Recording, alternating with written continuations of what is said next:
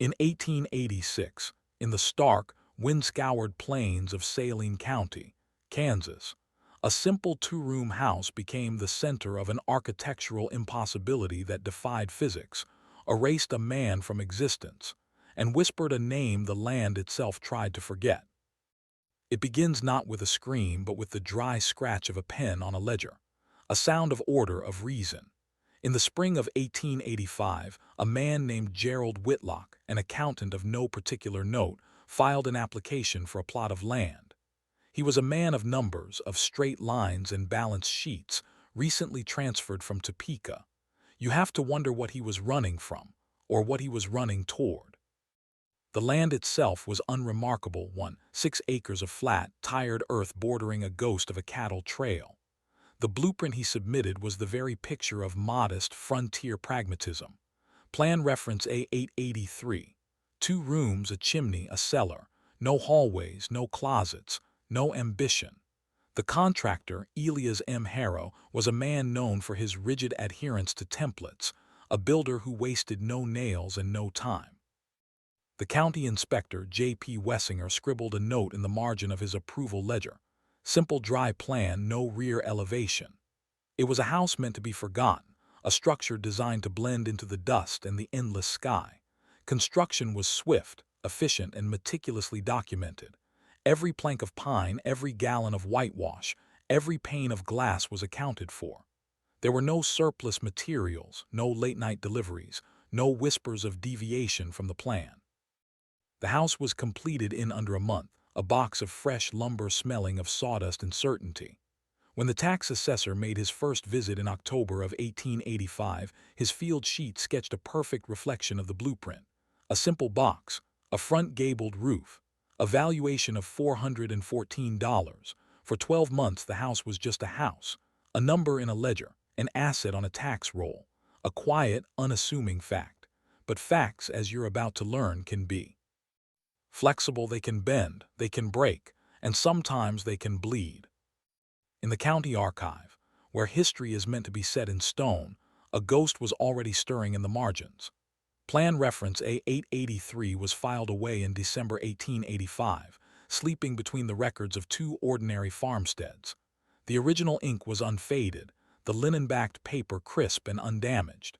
It was a perfect record of a simple truth.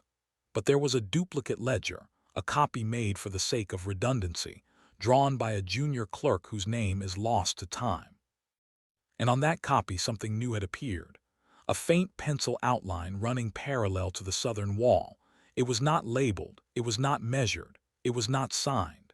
It was just a whisper of a line, a suggestion of a space that had never been approved, never been conceived. It resembled a narrow extension, a rectangle of pure speculation. Did the clerk's hand slip? Was it a doodle born of boredom on a long afternoon? Or was he tracing something he saw not on the paper but in his mind's eye? No one noticed it. Or if they did, they said nothing. It's easier that way, isn't it? To ignore the things that don't fit the narrative. To pretend the lines are all straight. That faint, insignificant line would remain untouched, a dormant paradox in a dusty book, until the autumn of 1886, when inspectors returned to the property for a routine tax review. And what they found no longer matched the simple truth they had on file. What they found was that the faint, unlabeled outline in the clerk's ledger, it now had a physical mirror. Something was now physically there. Something that had not been built, not been ordered, and not been approved. Something that had simply appeared. The first rule of reality is that things don't just appear. A room needs a builder. It needs wood and nails and plaster. It needs a permit. It needs a reason. The hallway in the Whitlock house had none of these. In October of 1886, a junior assessor named Thomas Kellum was dispatched to the property. His job was simple: confirm the structure matches the record. His ledger entry is chilling in its brevity. Structure intact. External whitewash fatting. Roof settled at corner. And then 4 words that cracked the foundation of reason. Unexpected addition, unlogged. This wasn't a note about a new porch or a woodshed. This was an internal alteration, an impossibility. 2 days later, Kellum's supervisor, Harold Nye, arrived, clutching the original blueprint. He was a man who trusted paper over people, a man who believed in the immutability of signed and stamped documents. But the moment he stepped through the western doorway, his faith was shattered. The expected sightline across the two simple rooms was gone, blocked. A narrow corridor no wider than a man's shoulders cut perpendicularly from the shared interior wall, extending 11 feet into the gloom before ending abruptly at a blank plaster face. There was no trim, no baseboard, no door to the outside. It was a hallway to nowhere. Nye ran his hands over the walls, searching for the telltale signs of new construction. The scent of fresh-cut pine, the gleam of new nails, the subtle seam between old and new plaster. He found nothing. The materials were identical. The pine slats were cut to the same width. The plaster bore the same hairline cracks, the same signature texture of the original builder, Elias Harrow. The very dust seemed to have aged in unison. It was as if the hallway had been born with the house, an identical twin that the blueprints had somehow forgotten to mention. It must be borne in mind that the tragedy of life doesn't lie in not reaching your goal. The tragedy lies in having no goal to reach. Benjamin E. Mays, what was the goal of this hallway, this corridor to nowhere? It served no function, it led to no destination, it simply was. Harold Nye, the senior assessor, fell to his knees, his mind reeling. He measured the floor slats. In the two original rooms they were uniform, a testament to Harrow's precision. But in the hallway they were different. Cut and pieced to fit a skewed angle, an angle that didn't align with the home's original footprint. It was a subtle, jarring discord in the geometry of the house. Beneath one of the slats, he found a patch of dried lime, older than the plaster around it, undisturbed. He checked the foundation, crawling into the dark, spider-webbed space beneath the house. There was no crawl space under the hallway, no foundational support, no new joists. By all available evidence, this 11-foot corridor was floating, resting on top of the existing subfloor, defying gravity and common sense. No photographs were taken. The protocol didn't require them unless there was a crime. And this wasn't a crime, was it? It was just wrong. The original blueprint was returned to the archives, a lie now masquerading as the truth. A request for amendment was filed but never processed. The hallway was crudely drafted onto a new duplicate plan in light graphite, unlabeled, unapproved, unsigned, a ghost on the page. At the bottom of Nye's own field sheet, beneath the neat checklist of structural observations, someone, perhaps Nye, perhaps Kellum, the handwriting is unconfirmed, penciled a short cryptic line in faint cursive. Lines do not match. Was he talking about the construction seams, the blueprints, or was he talking about something else entirely? About the line between what is real and what is simply not supposed to be. You've come this far, you're no longer just a spectator. You're becoming part of the story. Comment, "The lines don't match" below, and let us know you're still with us on this descent. The county's response was a masterclass in bureaucratic denial. An inquiry was launched, not to solve the mystery, but to assign blame. The Kansas Building Oversight Act of 1879 was clear. Any structural modification required full disclosure. The first man they turned to was the builder, Elias M. Harrow. A man of ledgers and receipts, his reputation was as solid as the foundations he laid. In a written deposition, his words were firm, unequivocal. He had not constructed a hallway. He had not been paid for a hallway. He had not returned to the Whitlock property after the final inspection on August 25, 1885. His records backed him up. The lumber manifests from Marquette Mill showed a single delivery, the square footage matching the two-room plan to the inch. The hardware store invoice showed just enough nails and lime wash for the approved design. There was no overage, no surplus, no secret stash of materials that could account for an 11-foot corridor. In 1887, Harrow was called to testify during a public zoning review. The transcripts still exist, tucked away in the Salina Municipal Archive. They questioned him about subcontractors, about undocumented labor. He named every man on his crew. 3 of them signed affidavits, swearing under oath they never returned to the site. Their payroll notebook confirmed it. The job was done, the books were closed. The investigation was a dead end. A room had appeared out of thin air, and the very systems designed to document reality were failing, their gears grinding against a fact they could not process. The walls of the hallway showed no cut lines, no discoloration. And Gerald Whitlock, the owner, the man who lived inside this paradox, he remained silent. The engineers who were brought in only deepened the mystery. They examined the hallway's joinery, the way the wood was pieced together. They found no tool marks inconsistent with Harrow's standard methods. It was his work, and yet it was. Assessor Harold Nye had noted it in his original report. The pine slats were too precisely matched for replacement work. When you add a room, there are always imperfections. Variations in the wood grain, slight differences in the plaster batch. Aftermarket additions leave scars. This hallway had no scars. It was pristine, seamless. It was as if someone had built it not after Harrow, but with him, using the exact same materials from the exact same batch, without leaving a single trace in the supply chain or the material records. They checked with every independent contractor in a 10-mile radius. No one had filed a permit. No one had purchased supplies for the Whitlock address. The neighbors were questioned. Had they heard construction?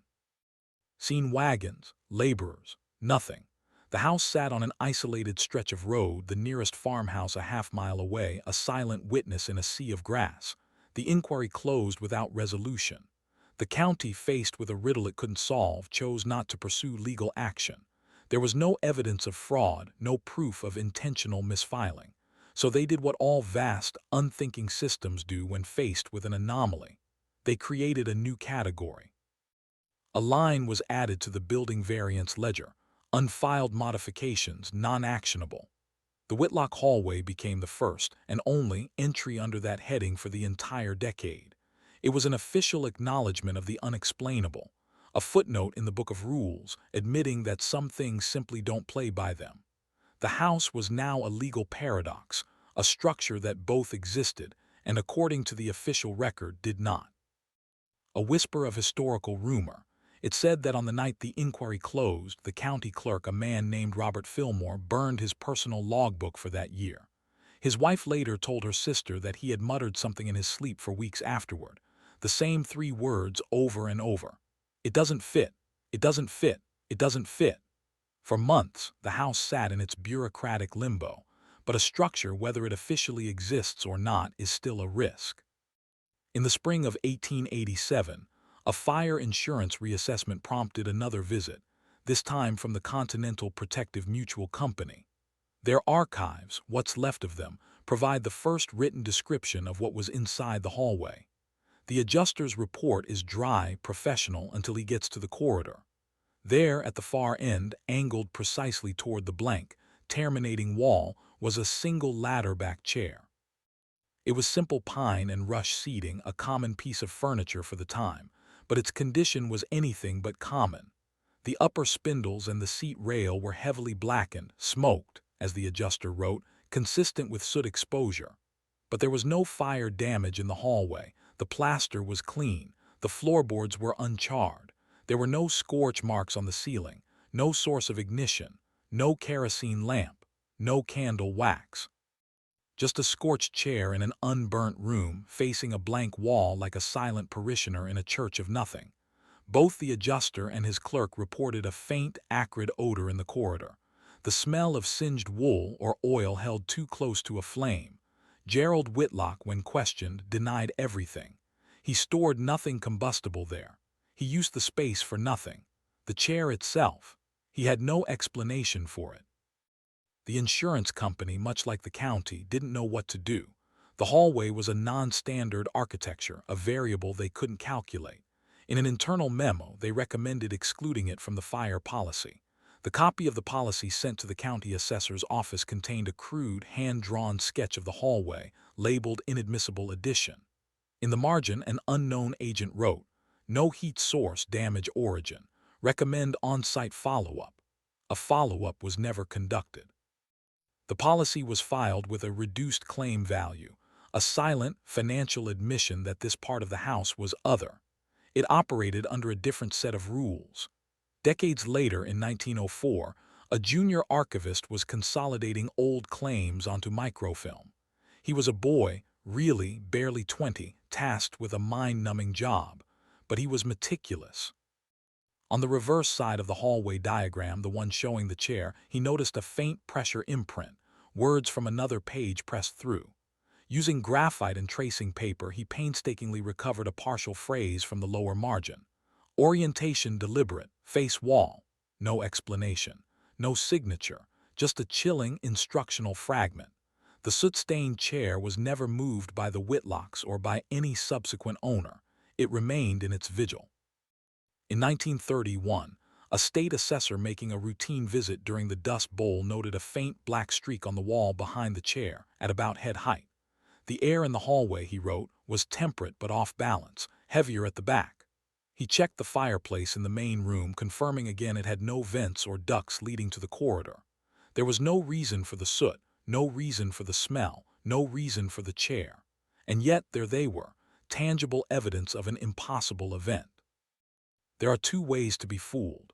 One is to believe what isn't true, the other is to refuse to believe what is true. Søren Kierkegaard.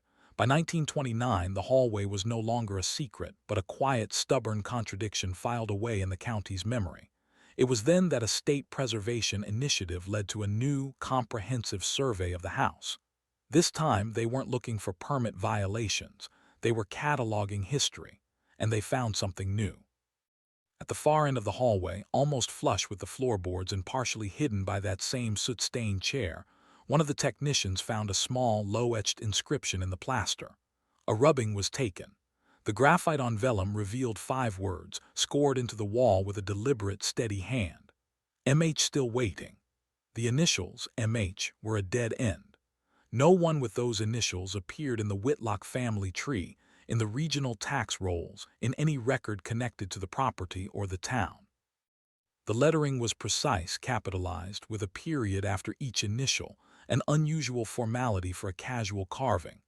The words below it, still waiting, were in a smaller, tighter script, the scoring shallower. It looked as if they had been added at a different time, perhaps by a different hand. What was MH waiting for? And why was their vigil kept in a dark, impossible hallway in a house that shouldn't contain it? The very plaster held another, deeper secret.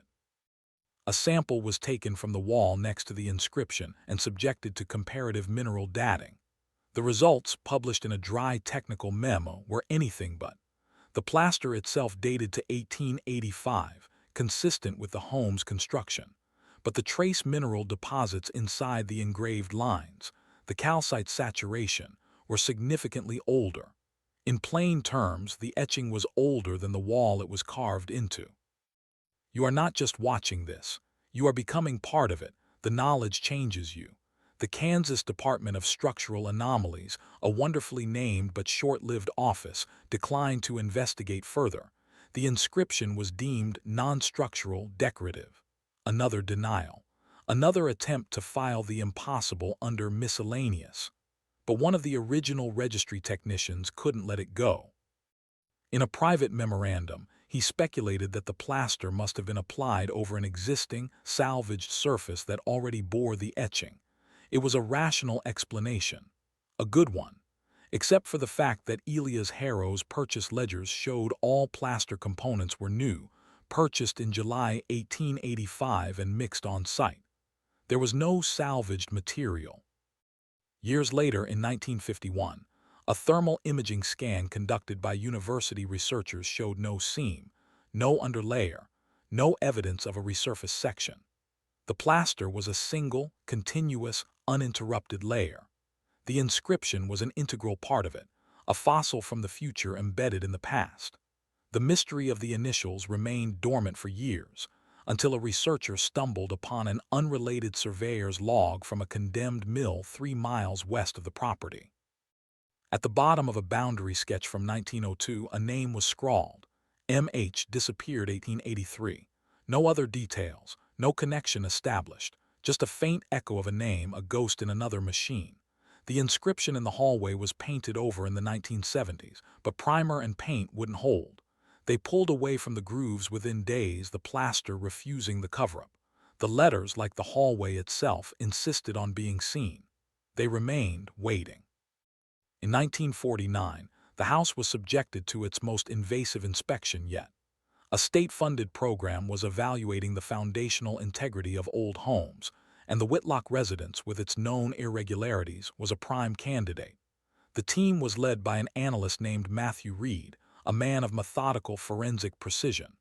Beneath the original two rooms, the floor joists were exactly as expected, regional pine, set at 16-inch intervals running east to west. Orderly. Predictable. But when Reed's team maneuvered their way into the crawlspace beneath the hallway, the order broke down. The subfloor framing was a nightmare of irrational construction. The joists were narrower, misaligned, and cut at a skewed 12-degree angle, converging toward the house's center. Normally, angled joists support a diagonal wall or a bay window, but the hallway above was perfectly straight. The structure below bore no relationship to the structure above. It was a foundation built for a different room, a different house, a different geometry. Reed noted in his log, joists beneath corridor do not support layout above, creates excess lateral stress. The method of attachment was even more baffling. Instead of being anchored to the main sill beams, the hallway joists were crudely side-nailed into existing beams, floating just above the foundation. It was a technique used for temporary sheds, not permanent residences. It offered no real stability. And yet the floor above showed no sag, no flex. It was perfectly level. Weight tests with 50-pound sandbags produced no movement. The room was structurally insufficient, yet functionally sound. It was another paradox, a physical impossibility holding itself together through sheer, stubborn will. Reed's team discovered more. The subfloor planking directly above these misaligned joists was thinner than in the rest of the house, planed down by nearly half an inch. And on the underlayer of plaster, there was a thin residue of black grit, like chimney ash. A lab analysis identified it as oxidized wool fibers and carbon-based sediment, the residue of a fire, but there had never been a fire in that part of the house. The final unsettling discovery was a horizontal notch carved into one of the skewed joists. It was clean, flat, and unfilled. It served no apparent function.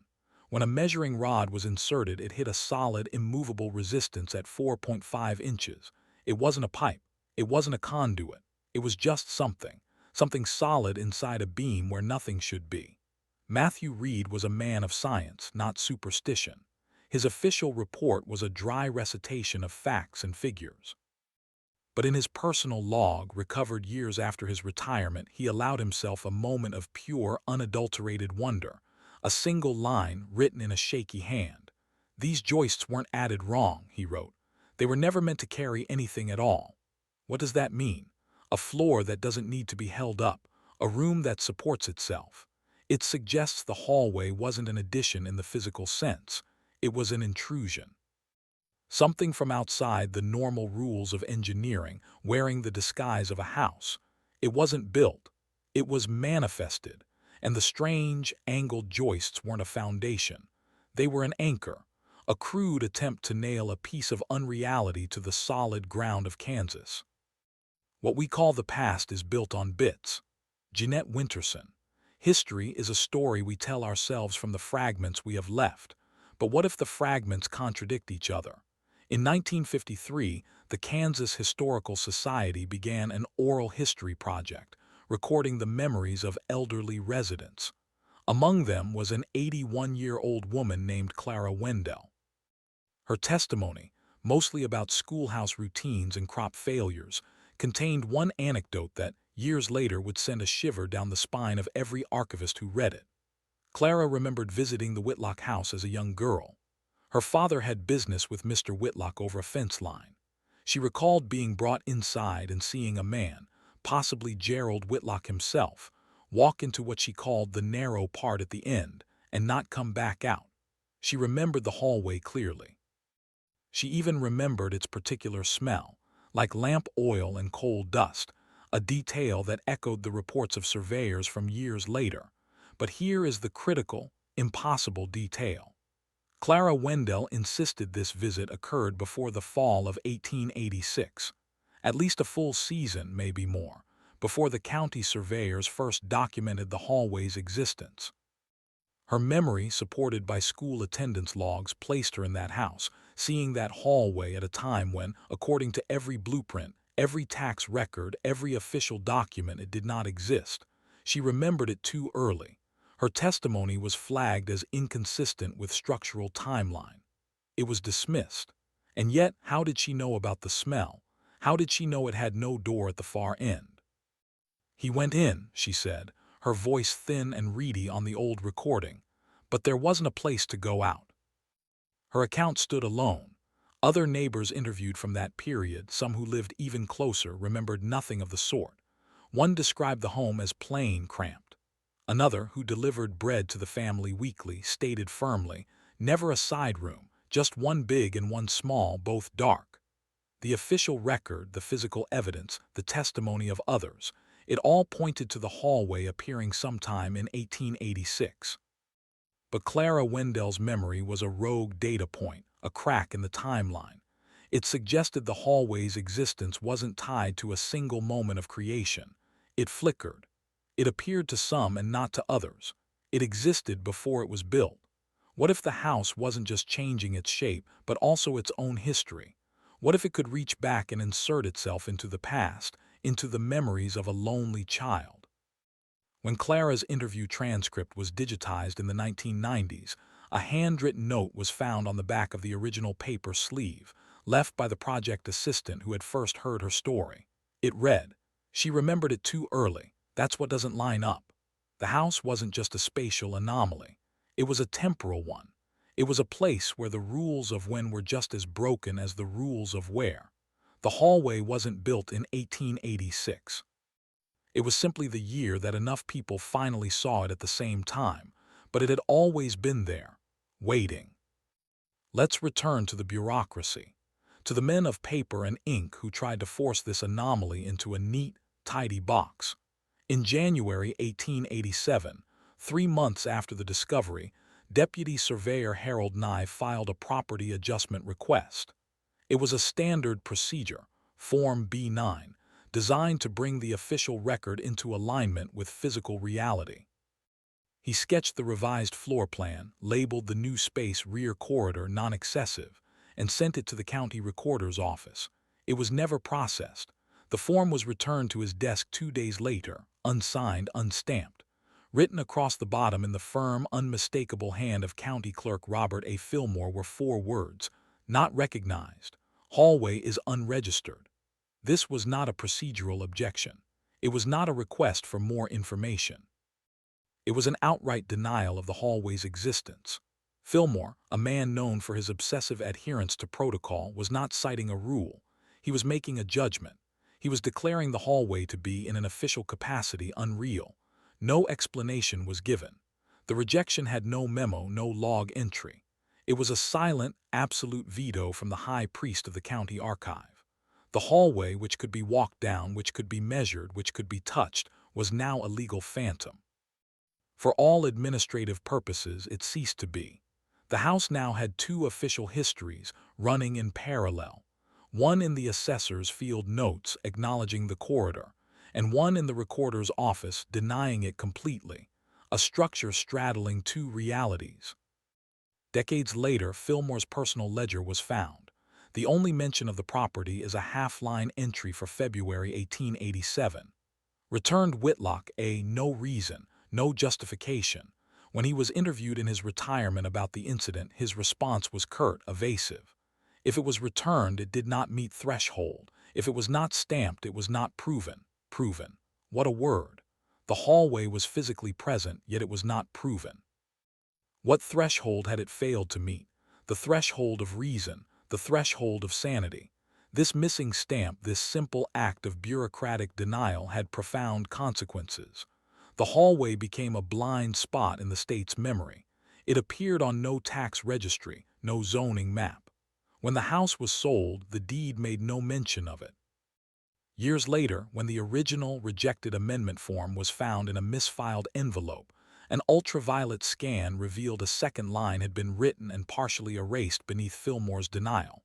Infrared enhancement recovered the ghost of a phrase that appears in no legal manual, no procedural code, not created through standard entry. What is a standard entry? A door? A window? Or was Fillmore talking about something else? Was he suggesting the hallway had entered reality itself through some unauthorized channel? He wasn't just denying a room.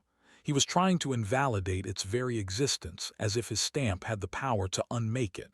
But the hallway didn't care about his stamp. It remained, unproven but undeniably there.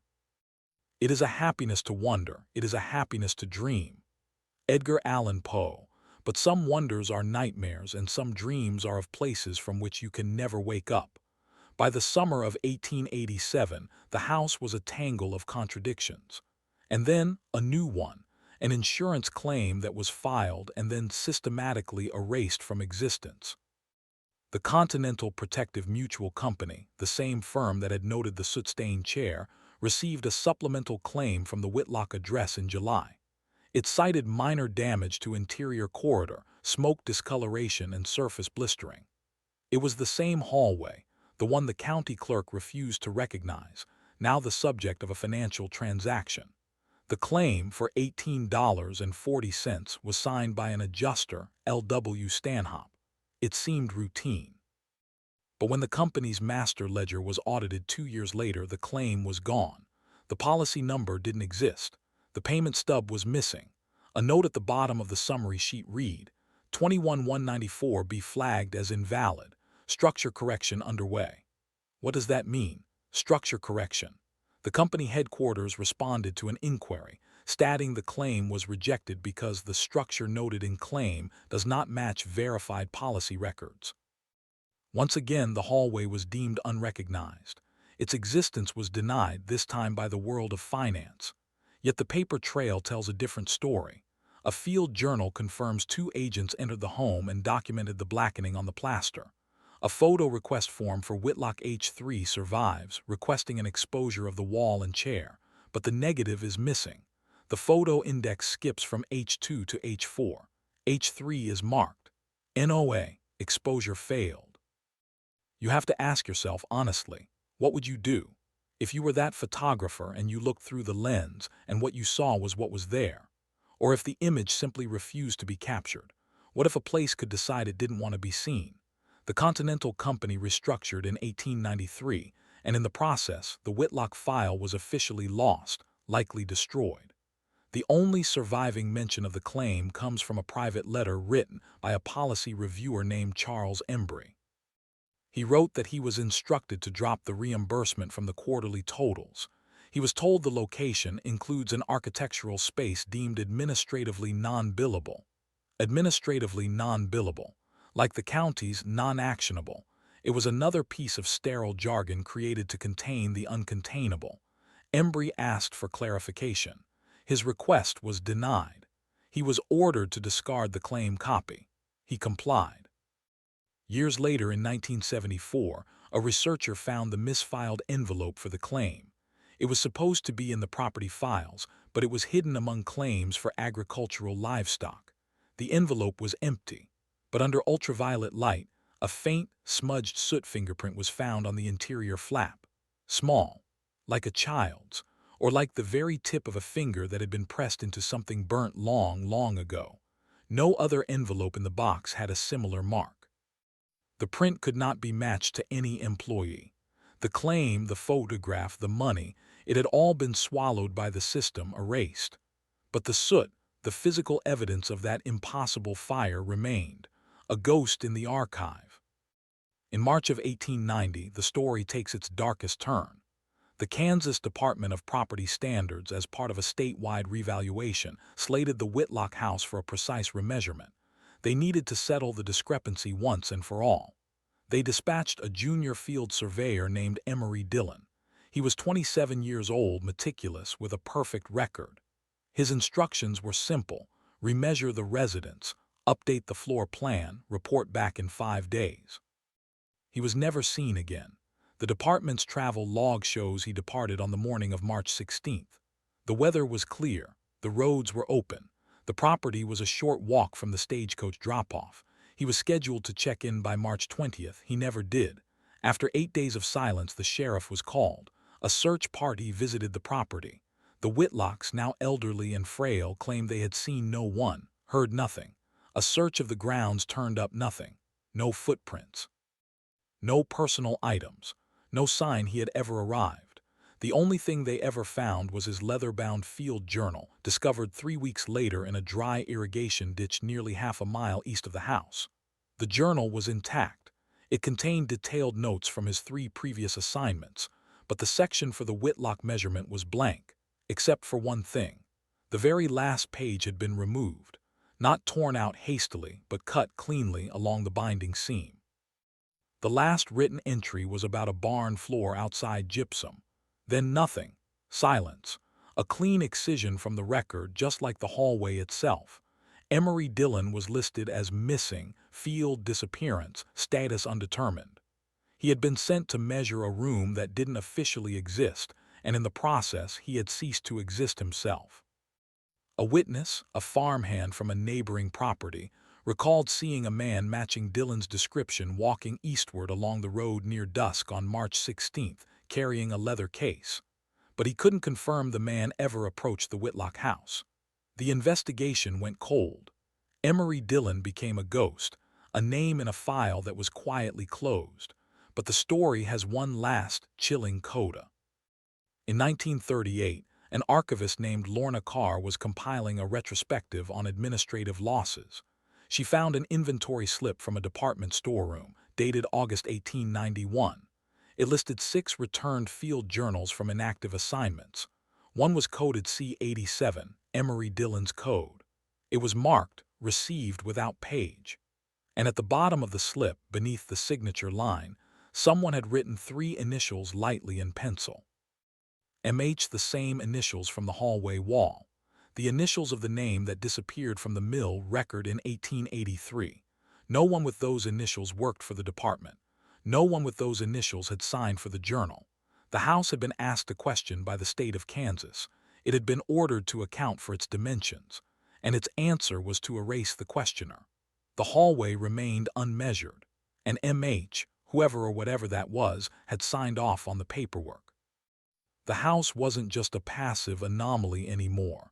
It was an active predator. It consumed not just space and not just time, but people. And it was getting better at hiding the evidence. All things are doubly fair if patience fashion them. A lost Greek proverb. The house was patient, it waited. And in 1962 it gave up another secret, or perhaps it planted one. In the dusty, forgotten ledgers of the shuttered Marquette Mill, the same mill that supplied the original lumber, an archivist found a folded blueprint tucked between 2 pages. It was not referenced anywhere. It was just there. It was a blueprint of the Whitlock house. But this version, drawn in clean, precise graphite on period-authentic linen-backed paper, included the hallway. It was drawn to scale, matching the known dimensions. But the bottom right corner, where a builder's mark and an approval stamp should be, was completely blank. No signature, no date, no authorization. It was an anonymous phantom blueprint, a plan for a room that no one ever admitted to building. It predated the hallway's official discovery by at least a year. It was another piece of impossible history, a document that shouldn't exist. But the blueprint itself held a deeper anomaly. When subjected to spectrochemical analysis, the graphite used in the drawing proved to be inert. It was non-reactive. It refused to age. Under accelerated aging tests designed to simulate 75 years of wear, the lines remained crisp, dark, and unchanged. The paper itself was authentic 1880s linen, but the drawing on it was timeless, indestructible. It was a message from the past that refused to fade. The placement of the blueprint in the lumber ledger was a mystery. The surrounding pages were routine purchase logs for other clients. The Whitlock name was nowhere near it. It was an island of perfect, unaging geometry in a sea of mundane transactions. When this phantom blueprint was digitally scanned and compared to the original plan submitted by Harrow, the 2-room layout matched perfectly. But the Marquette draft extended the plan by exactly 9 feet, 3 inches, the exact length of the hallway as measured in some of the later surveys. Whose hand had drawn it? And why was it hidden in a lumber ledger, a place no one would think to look for decades? When the digitized image was enhanced, a final, subtle clue emerged. The lines of the hallway had been drawn with slightly greater pressure, in marginally darker graphite than the rest of the house. It was as if it had been added second, or more chillingly, as if it had been retraced, emphasized by a later hand, as if someone or something wanted to make sure this part of the plan was perfectly, permanently clear. The house was not just a physical object. It was an idea, a design, and this blueprint was a piece of its source code, a fragment of its impossible logic, planted in the historical record, waiting patiently to be found. A perfect, unaging copy of a room that was anything but stable. We now arrive at the 1890 U.S. Census, a grand attempt to quantify the nation, to count every soul and fix them in time and place. The form for the Whitlock property, signed and affirmed by William Whitlock himself, reported 5 residents. 3 of them were known: William, his wife Ellen, and their adult son Levi. They were real. They existed in other records, but the last 2 names on the list were ghosts: Marable Hughes, age 11, and Jameson Colt, age 9. These names appeared nowhere else in the state. No school rolls, no church registries, no birth certificates. They were, according to the official history of Kansas, fictional children. For decades, this was just another census inconsistency. Most of the original 1890 manuscripts were destroyed in a fire, so the error was considered a footnote. But a microfiche copy of the Whitlock form survived. And in 1971, a historian named Mary Ellen Jessup was researching something entirely unrelated: a tragic fire at a privately run orphanage, the Ashridge Children's House, that had burned down in the winter of 1883. 6 children had died. 3 others were reported missing, presumed to have escaped into the wilderness. Their names were never entered into the state registry. They simply vanished from the record. The names of 2 of those missing children: Marable Hughes, then age 4, and Jameson Colt, then age 2. The names and birth years were an exact match. 7 years after they disappeared in a fire, they reappeared on the census, living in a house with an impossible hallway, a house just miles from where a surveyor would later disappear, a house marked by the initials MH. The connections are threads in a web, and they all lead back to the center. MH Marable Hughes. Was the inscription on the wall her own, a child's desperate plea? MH still waiting, waiting for what? To be found, to go home. The census form held more secrets. Handwriting analysts noted that the style for the last 2 names, for Marable and Jameson, was subtly different. The pressure was heavier, the spacing more compact.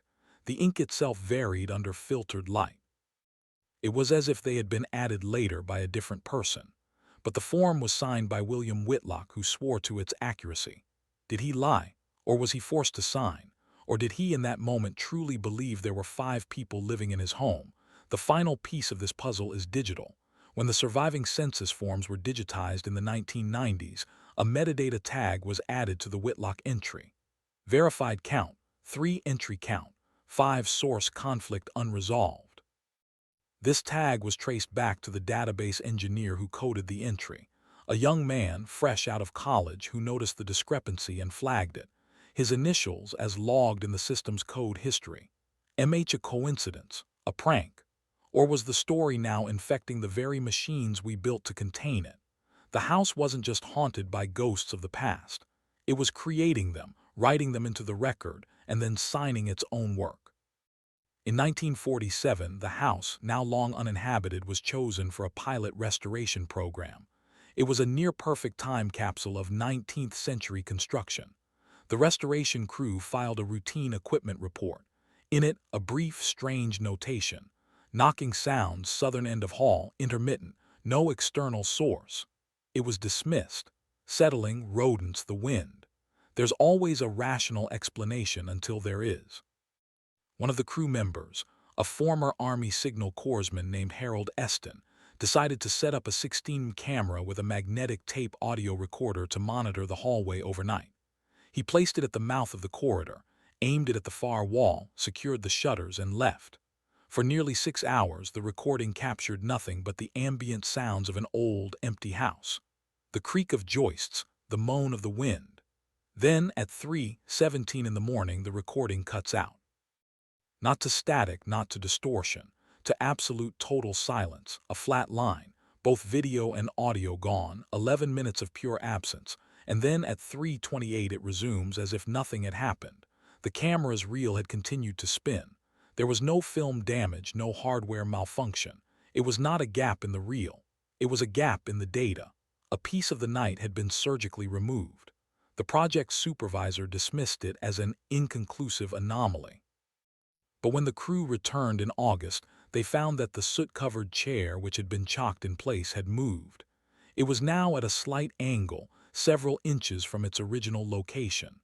A fresh scuff mark, a half-moon abrasion, was on one leg.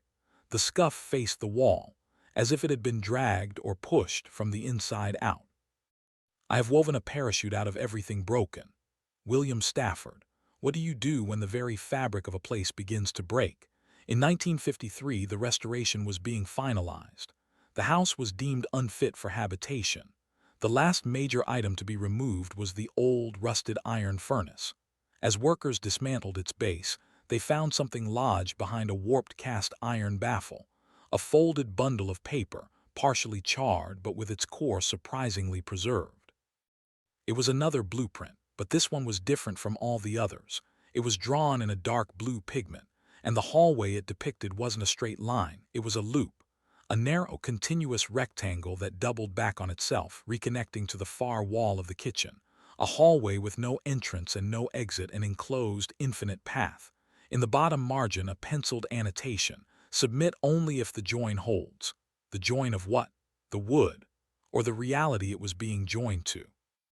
The paper was from the 1880s, but the blue pigment had fused with the ash, suggesting it had been hidden in the furnace for a very, very long time. The biggest problem: the layout was architecturally impossible. The looped corridor, as drawn, was 4 feet longer than the physical footprint of the house. It would have extended out past the southern wall, into thin air. The house on the page was bigger on the inside. The blueprint from the furnace held one last secret. Beneath the ink, visible only under infrared light, was an earlier version of the drawing, erased and redrawn. The original design was not a loop. It was a spiral, a complex, inward-curving hallway that terminated near the very center of the house's footprint, the exact spot where the soot-stained chair had kept its vigil for over half a century. Spiral corridors were unheard of in Kansas homesteads. It was a design of deep esoteric significance, something from an entirely different tradition of building. A tradition not concerned with shelter but with something else: focus, energy, passage. And in the upper left corner of this impossible drawing, where a compass rose should be, was another set of finely etched initials. MH, the same initials from the wall, the same initials on the missing surveyor's file, the same initials on the census metadata tag. It was the architect's signature. And the architect was the ghost. The furnace was removed and its final soot scrapings were analyzed. They found a melted fragment of a tin badge. The corrosion had erased the lettering, all but the last 2 characters. It was meaningless, or was it? The missing child from the orphanage fire in 1883, the one who was Marable or Jameson. His name was T. Wren. His last known location was Clay Center, Kansas, the furnace manufacturer. Their main factory, their headquarters in the 1880s, was located in Clay Center, Ohio. Was it just a coincidence? In a story like this, there are no coincidences, only connections we haven't understood yet. By the mid-1950s, the house was no longer a restoration project. It was a laboratory. It was declared a static preservation site, a place to be monitored, not repaired. And under this new, constant observation, the house began to reveal its most profound and terrifying secret. It was changing, not slowly through decay, but actively, deliberately. In 1958, a survey measured the hallway at 9 feet, 4 inches long and 32 inches wide. The report includes a photograph with a yardstick for scale. 5 years later, in 1963, a new survey measured the same hallway at 11 feet, 1 inch long and only 28 inches wide. The plaster was intact. The flooring was unchanged. There were no construction seams, no expansion joints. The house had not settled. The foundation had not shifted. And yet the hallway had grown longer and narrower. In 1971, another measurement. this time 8 feet 2 inches. It had shortened. The house was breathing, inhaling and exhaling space itself. The fluctuations were documented, verified, photographed. The images always showed the same wall texture, the same floorboards, the same soot-marked chair. But the space around them was in flux. It was a living blueprint, redrawing itself day by day, year by year. It was not a house. It was a hypothesis, constantly testing the limits of physical law. There was only one constant in the ever-changing room, the soot mark and the inscription. In 1978, the terminal wall of the hallway was completely replaced due to dry rot. New plaster, new lime wash mixed on site. The old wall with its mark and its etching was demolished and hauled away. For 11 months, the new wall was clean, blank. But in early 1979, an inspector visiting for an unrelated roof check found the chair repositioned against the new wall. And behind it, a faint, familiar oval of soot had reappeared. And to its lower left, lightly pressed into the plaster as if by a phantom finger, were the initials. MH forensic tests found no carbon residue, no ash. It was a discoloration embedded in the very material of the wall, a stain on reality itself. In 1985, the Kansas Department of Historical Properties gave the house a new, official classification: active variable structure. It was a term they had to invent, a category for one. The house was a living paradox, and the state of Kansas, in its own methodical way, had finally officially admitted it. And in the final report, one last, overlooked detail. An archival photograph from 1949 showed a copper plate near the front door, with the property number engraved on it, 1183.